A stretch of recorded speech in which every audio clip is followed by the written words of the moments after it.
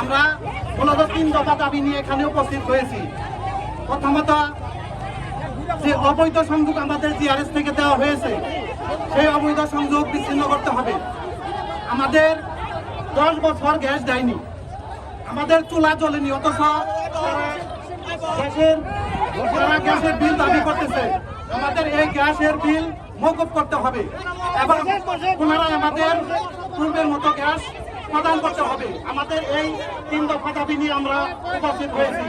আমাদের 3 দফা দাবি উপস্থিত না হওয়া পর্যন্ত আমরা রাজপথ ছাড়ব না। আমাদের দাবি যৌক্তিক এবং বৈধ। গ্যাস আমাদের জাতীয় সম্পদ, এর অধিকার সবারই আছে।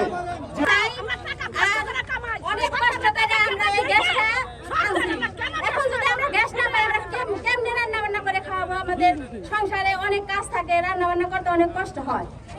আর এই আজকে 8-9 বছর ধরে আমরা গ্যাস পাই না। গ্যাসের যতদিন ধরে আমরা গ্যাস না পাই ততদিনকার গ্যাসের বিল মাফ করে দেওয়া হবে, সরকার মাফ করে দিব। আর আমাদের গ্যাস সব সময় জানি থাকে, যেরকম ঈদের মধ্যে পাই ওই রকম থাকবো, তারপর আমরা বিল দেবো। সরকারে যে এসে আমাদের বলে যে গ্যাস বিল না দিলে জরিমানা হইব, এটা সেটা। আমাদের যে 10 বছর ধরে আমরা গ্যাস পাই না, এটা জরিমানা কে দিবে? হ্যাঁ, 6-এ পড়ে আমার স্বামী সকালে কাজে যায়, আমরা রান্না করে খাওয়াতে পারি না ঠিক মতো। আমাদের এটাই দাবি, আমাদের গ্যাস দিতে হবে এটা। আর যতদিন আমরা গ্যাস না পাইছি এটা মাফ করে দিতে হবে এই বিল, এটাই আমাদের কাছে দাবি। এই বলে আমি শেষ করলাম। আমি গ্যাসের দাবিতে আজ রাজপথে নেমেছি। আমি কালামপুরের মেয়ে, কালামপুরেরই গৃহবধূ। আমি আজ 10 বছর যাবৎ গ্যাস পাইতেছি না। আমার ছেলে মেয়ে স্কুল কলেজে পড়ে, তাদেরকে ঠিক মতো খাওয়াতে পারতেছি না। এবং গ্যাস যদি বিল দিতে যাই, 1 মাসের বিল বাকি পড়লে তারা বলে যে জরিমানা দিতে হবে। ব্যাংক থেকে আমাদেরকে হুমকি দেয়।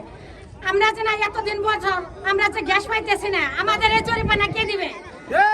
কে দিবে? আর আমরা যে গ্যাস পাইছি না, এতদিন আমাদের যে বিলগুলি বকে হয়েছে, আমাদের সেই বিলগুলি আমাদের মৌকুফ করে দিতে হবে।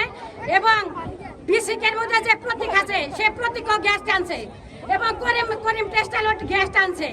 এটার অবৈধ গ্যাস বিচ্ছিন্ন করতে হবে এবং আমাদের যে বৈধ লাইনগুলো আছে সেগুলিকে প্রাধান্য দিতে হবে।